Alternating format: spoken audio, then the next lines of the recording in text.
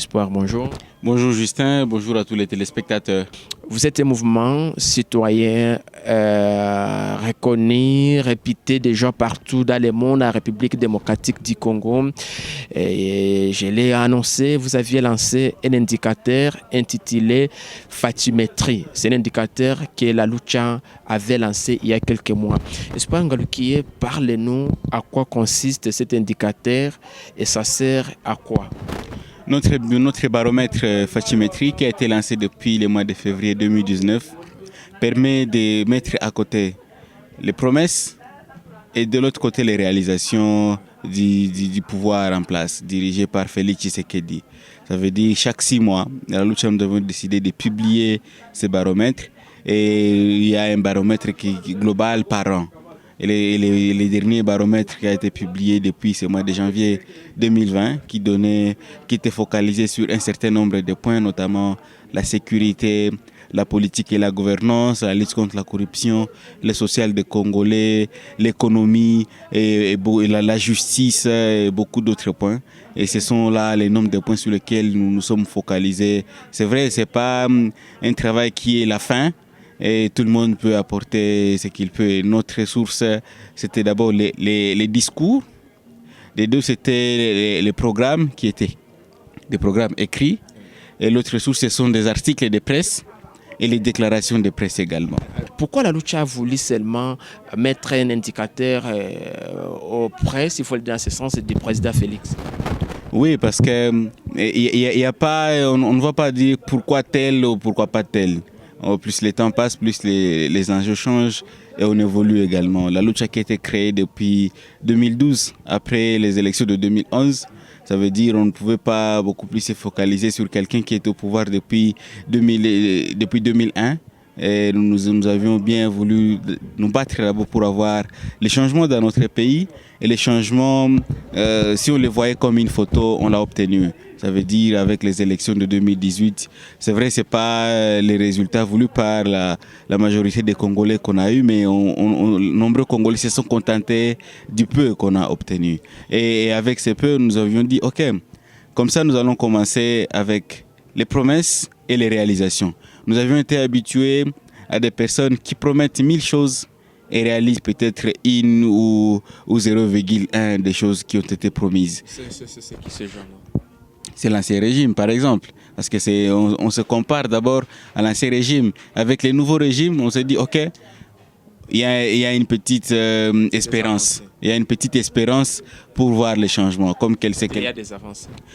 Là, c'était avant. Là, nous ne parlons pas de ce qui s'est fait. Oui. Nous parlons de l'avant, l'élément déclencheur, pourquoi nous avions lancé la Fatimétrie. Alors, Espoir, parlez-nous. Ces baromètres, comment vous évaluez à une année que le président Félix est là? Comment vous évaluez? Vous aviez évoqué dans ces baromètres, vous êtes focalisé sur plusieurs aspects, notamment la sécurité, le social des Congolais. Plusieurs aspects quoi? Comment vous évaluez d'abord du point de vue sécuritaire? Alors, du point de vue sécuritaire, il y a 2 choses. Il y a certaines avancées, d'abord pour les cas de Béni, principalement, et dans certaines régions où il y a les anciens groupes rebelles, les anciens rebelles qui sont en train de quitter la brousse. C'est par exemple ce qui était dans les territoires de Calais et aussi à Béni, il y a une bonne avancée des militaires FARDC. Et ça, c'est une avancée. L'autre avancée, c'est qu'il y avait un moment où il y avait tentative qu'on puisse avoir une intervention militaire étrangère dans notre pays. Et la population, la Lucha, nous sommes opposés à ça. Et heureusement, il n'y a pas eu cette intervention militaire. Et l'autre côté qui est un peu plus négatif, c'est que il y a beaucoup de personnes, beaucoup de rebelles qui sont en train de vouloir quitter la brousse. Et comme ils veulent quitter la brousse, avant ils se disaient, nous étions dans la brousse parce que nous voulions combattre Kabila. Comme Kabila n'est plus au pouvoir, nous sommes prêts à quitter la brousse. Et malheureusement, il n'y a aucun mécanisme mis en place pour leur encadrement, pour leur insertion sociale, pour leur démobilisation. Et tourne encore, comme au site et c'est ça le mal, c'est là que je voulais arriver. Ça veut dire les gens quittent la brousse Ils ont bien l'intention de vouloir quitter, ne plus combattre. Mais ils sont butés à un problème. Il n'y a personne qui va les encadrer. Il n'y a personne qui va les insérer, qui va s'occuper de leur insertion sociale. Et par conséquent, ils décident bien de rentrer encore dans la brousse. Parce que quelqu'un qui était rebelle, il a quitté. S'il rentre encore, il est pire que ce qu'il était avant. Et ça, c'est ça le mal. Parce que on ne peut pas gérer, on ne peut pas combattre tous les conflits du Congo de l'Est seulement par la guerre. On ne va pas les gérer seulement par la guerre. Il y a aussi la gestion pacifique de ces conflits. C'est comme ceux-là qui sont en train de montrer leur bonne volonté, leur bonne intention de quitter la brousse. Il suffit juste de les encadrer, c'est de mettre juste des mécanismes en place pour leur insertion sociale. On n'a pas besoin qu'on puisse les remettre encore au sein de notre armée. Merci beaucoup, Espoir. C'est-à-dire, du point de vue sécuritaire, on peut dire qu'il y a des avancées, surtout avec l'arrivée du président Félix. Seulement à Béni. D'accord. Alors, du point de vue politique, dans les pays, comment vous analysez?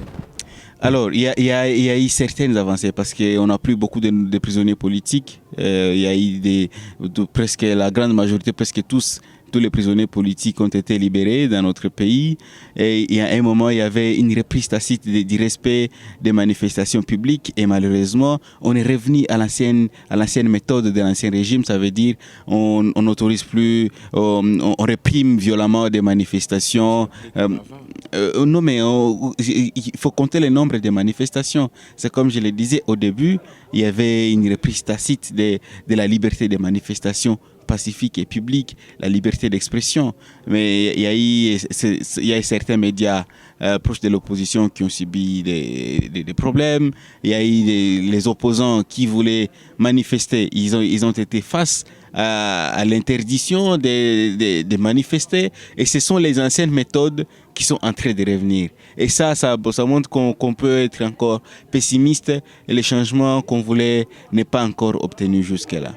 Merci beaucoup. Donc, si je vous comprends bien, quelque part, il y a les avancées du point de vue politique dans les pays à l'arrivée du président Félix. Quelque part, oui.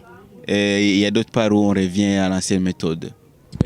Et si on peut revenir sur une question aussi liée à l'économie, on peut englober ça avec les social des Congolais. Comment vous analysez? On est en train d'aller de mal en pis. Ça veut dire d'abord le taux d'échange qui est en train de dégringoler, la dépréciation de notre monnaie, les francs congolais. Il y a une forte dollarisation de notre économie. Il y a le détournement des biens publics, de la corruption, le détournement de l'argent public. Ce sont les proches de ceux qui sont au pouvoir et ceux qui sont au pouvoir également. Parce qu'il y a, imaginez, on prend juste le programme de 100 jours, il y a eu un budget. Et le budget, l'argent a été débloqué dans les trésors publics. Mais l'exécution, c'était en deçà du financement qui a été donné. Ça veut dire qu'il y a des gens qui ont détourné et ils n'ont même pas donné les rapports financiers. Ça veut dire même eux-mêmes sont en train de balbutier, ils ne savent pas c'est quoi exactement, qu'est-ce qui s'est fait. Et l'autre chose, c'est que dans notre économie, on n'a pas besoin que l'économie soit focalisée principalement sur les secteurs miniers. On veut que ça soit diversifié. Et jusque-là, ce n'est pas encore fait. Et il y a un moment, peut-être on pourra en parler après, avec les nombreux voyages de Tshisekedi. L'intention, peut-être, c'est d'amener les investisseurs. Mais on ne peut pas amener les investisseurs dans un pays où on n'a pas amélioré le climat des affaires, où on n'a pas amélioré la justice, où on n'a pas amélioré la taxation. Et l'investisseur qui va venir, il va fuir un moment. Et quand quelqu'un fuit, derrière lui, il y a plusieurs autres investisseurs. Alors, quand vous analysez tout ça, vous en tant que mouvement citoyen constitué par des jeunes Congolais, pour vous, pendant les 4 années à venir du président Félix, qu'est-ce que vous attendez de lui? D'abord, il y a cette année 2020, c'est la dernière année, c'est la dernière chance pour lui de montrer, de donner de l'espoir aux Congolais. C'est une année qu'il a qualifiée d'action. c'est lui qui l'a qualifié d'action. On a été habitué à ce genre de slogans. Et les slogans ne changent pas. Et les changements, même dans les discours, il n'y a pas de changement dans les discours, mais c'est dans les actions qu'il y a des changements. Et jusque-là, il tient les mêmes discours que ceux qui se tenaient avant. On disait l'année du social, tolérance zéro, et machin, mais ça ne se faisait pas du tout. Et donc lui aussi, même s'il peut dire l'année d'action, ça ne se dit pas, ça se voit. Ça se remarque. Et pour nous, c'est la dernière année pour qu'il puisse montrer qu'il est capable de changer, de mériter l'espoir du changement tant voulu par les Congolais. Mais l'espoir que vous dites, disons l'année 2020, une dernière année pour Félix, donc le président, le chef de l'État, démontrer les changements. Est-ce que la façon dont nous voyons la situation dans les pays avec des guerres qui se rentrent toutes ces coalitions, surtout avec la coalition KHFCC, tout ça, vous êtes au pays, vous savez tout ce qui se passe. Est-ce qu'on peut espérer un changement que vous, jeunes surtout, Lucha, vous Congolais, que vous voulez avoir, surtout pendant cette année, l'année 20, comme vous voulez avoir un changement en provenance du président Félix? On ne peut pas être des prophètes du malheur, mais on est vrai, on est réaliste, on doit être réaliste, on doit dire la vérité là où elle est, là où elle mérite d'être dite. Ça veut dire, on n'a pas besoin des discours, des mêmes discours, parce que les seuls changements, les plus grands changements, c'est seulement dans les discours de Tshisekedi, mais dans les faits, il ne fournit pas d'efforts, parce que c'est principalement son entourage qui constitue les problèmes. Entourage, c'est-à-dire? Non, mais j'ai dit son entourage. Il a combien d'entourage? Il a un cabinet. Ok? Son entourage n'est pas le gouvernement. Son entourage, c'est son cabinet, ce sont ses conseillers. C'est ça son entourage, c'est ça qui constitue les problèmes. Et les guégueurs qu'il y a entre leur coalition, FCC, CASH, les victimes, c'est qui? Ce ne sont pas eux, c'est nous les Congolais. Et parce qu'ils veulent changer l'attention des Congolais. Ils veulent que les Congolais puissent se focaliser sur leurs guégueurs au lieu que les Congolais puissent se focaliser sur les réalisations et les promesses. Et ça doit s'arrêter. Et on ne gagne rien dans ça, dans tout ça. C'est quoi? Et ça veut, bon, c'est à nous de vouloir la suite et c'est à eux de jouer leur rôle. Parce que nous, la suite que nous voulons, c'est le développement du Congo, la justice. Ce que nous voulons, c'est d'avoir de bonnes infrastructures dans notre pays, c'est d'avoir le développement, une bonne économie, qu'on puisse pas avoir une justice deux poids, deux mesures, qui est une justice des vainqueurs et des vaincus, des riches sur des pauvres.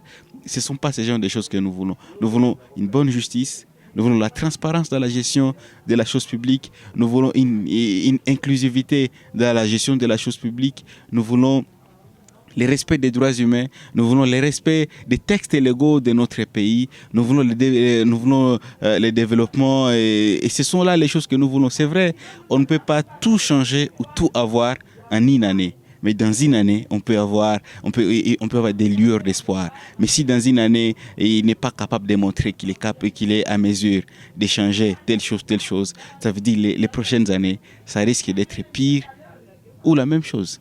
Alors, merci beaucoup, Espoir. Nous tendons vers cet entretien. Vous l'aviez évoqué dans votre intervention. Vous aviez touché sur les voyages du président Félix qui ne cessent à effectuer en dehors du pays. Et les voyages qu'on a jugés qui apportent quand même des bonnes choses aux Congolais, au Congo, voilà. Est-ce que on peut dire à travers ces voyages-là, ça centre aussi dans le cadre de la bonne amélioration, ou bien dans la bonne coopération avec les pays, parce que les Congolais ne cessent de le dire que le régime sortant n'a pas facilité aux Congolais, surtout en matière de la bonne coopération avec d'autres pays. On peut dire que ce voyage du président Félix a contribué beaucoup plus avec surtout la bonne coopération avec d'autres pays. Jusque-là, ces voyages n'ont rien apporté au Congo, aux Congolais. Lui-même l'avait dit dans une déclaration qu'il a utilisé moins de 50 millions de dollars, mais il a apporté 1 milliard de dollars. Mais jusque-là, c'est juste sur papier, c'est pas encore fait. Et ces voyages, c'est vrai, on veut qu'il y ait une bonne diplomatie, de bonnes relations avec d'autres pays. Mais cela ne se fait pas seulement par des voyages. Cela ne se fait pas par des voyages. Amener les investisseurs ne se fait pas seulement par des voyages. la moindre des choses, c'est d'améliorer le climat des affaires au pays et d'instaurer une bonne justice au pays. Et les investisseurs vont venir. Le Congo, c'est un pays très attrayant. Très attrayant. Il suffit juste d'avoir des garanties, la sécurité, il suffit d'avoir juste la justice, d'avoir les infrastructures, d'avoir des textes légaux qui sont respectés et on verra les investisseurs, le chômage va prendre fin. Et on va voir le développement du Congo. Et si le Congo est encore dans la boue, c'est toute l'Afrique qui est par terre. Merci beaucoup. Espoir, peut-être la dernière question. Je ne sais pas, un dernier mot à propos de votre fatiométrie. Alors, le dernier mot par rapport à notre baromètre, la fatiométrie, c'est que nous allons continuer à jouer notre rôle des sentinelles de notre pays. Nous allons continuer à jouer notre rôle de vigilants, des citoyens clairs, des citoyens debout. Et nous aimerions que tout le Congo, tous les Congolais puissent faire la même chose. Parce qu'aussi longtemps qu'on ne sera pas exigeant envers ces dirigeants qui sont à la tête de notre pays, nous risquerons toujours de continuer à être par terre. Mais si nous sommes exigeants, nous demandons trop parce que nous méritons mieux. Parce que aussi longtemps que ces gens ne sont même pas redevables à nous, le peuple congolais, on va continuer toujours à pleurnicher. Et c'est ce que nous sommes en train de faire. C'est juste le rôle que nous jouons en tant que des citoyens qui n'ont pas le pouvoir politique. C'est le rôle que nous jouons en tant que des citoyens qui savent ce qu'ils méritent et qui voient ce qu'ils ont. Et être exigeant, c'est mettre pression aux autorités. Être exigeant, c'est à deux niveaux. Être exigeant envers nous-mêmes en nous acquittant de nos devoirs. Être exigeant envers ceux-là qui ont le pouvoir de décider, le pouvoir de sanctionner, le pouvoir d'influencer, le pouvoir de faire n'importe quoi. Et c'est ce que nous sommes en train de faire, c'est ce que nous devons faire en tant que des citoyens. Merci beaucoup, Espoir Ngalukié. Mesdames et messieurs, nous sommes à la fin de cet entretien réalisé en direct des Goma. On recevait Espoir Ngalukié, voilà, c'est militant du mouvement citoyen Lutte pour le changement. Lui qui expliquait, il revenait sur leur dernière publication de la fatiométrie, ce qui est un indicateur visant à évaluer les actions sur le terrain du président Félix depuis qu'il est au pouvoir. Merci beaucoup, Espoir Ngalukié, de nous avoir accordé cet entretien. Merci Justin, merci à tous vos téléspectateurs. Merci mesdames et messieurs de nous avoir regardés. Restez à l'écoute de votre télévision. Nous fixons rendez-vous demain pour un nouveau numéro. Bye bye.